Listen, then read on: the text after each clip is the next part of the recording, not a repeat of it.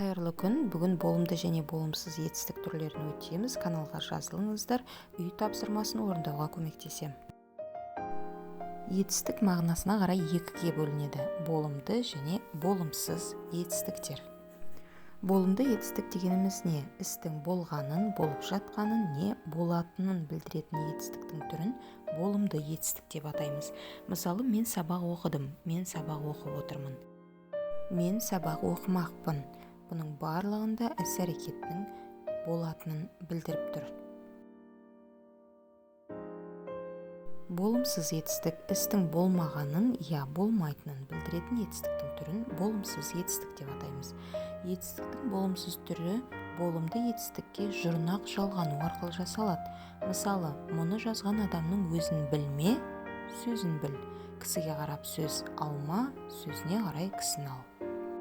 Бұл жердегі білме, алма сөздері болымсыз етістіктер болып есептеледі. Ме жұрнақ арқылы жасалған. Енді болымсыз етістіктердің жасалу жолына толығырақ тоқталсақ.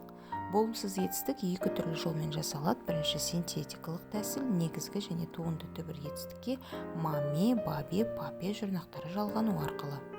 Жақындама, жүгірме, сұранба, күрсінбе, алыстатпа, тездетпе, тағы басқа.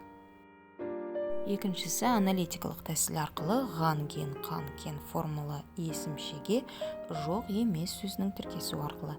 Мысалы, айтқан жоқ, келген жоқ, барған емес, көрген емес, тағы басқа. Енді тапсырмаға назар аударыңыз. Болымсыз етістікті табыңыз. Бірінші сұрақ. Варианттары: алмады, қызғанды, жылады, күлді, жуынды. Бірыңғай болымсыз етістіктер қатарын көрсетіңіз. Екінші сұрақ. Өз нұсқаңызды таңдап тапсырманы орындап көріңіз.